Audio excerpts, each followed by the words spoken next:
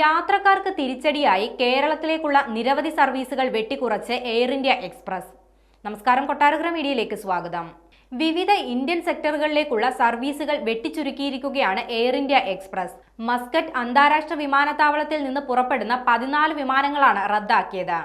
മസ്കറ്റിൽ നിന്നും കോഴിക്കോട്, കൊച്ചി, തിരുവനന്തപുരം, കണ്ണൂർ, ചെന്നൈ, തിരുച്ചിറപ്പള്ളി, മംഗലാപുരം എന്നിവിടങ്ങളിലേക്കുള്ള വിമാന സർവീസുകളാണ് റദ്ദാക്കിയിരിക്കുന്നത്.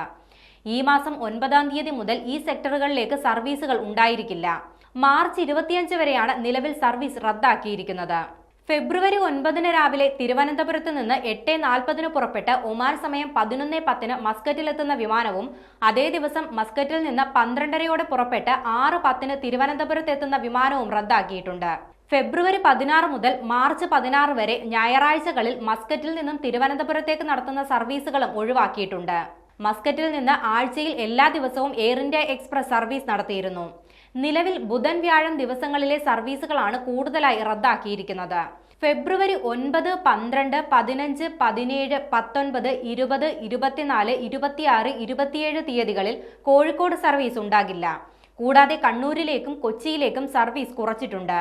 മസ്കറ്റിൽ നിന്ന് കണ്ണൂരിലേക്ക് ആഴ്ചയിൽ ഉണ്ടായിരുന്ന 6 സർവീസുകൾ ഫെബ്രുവരി 17 മുതൽ 4 ആയി ചുരുക്കി.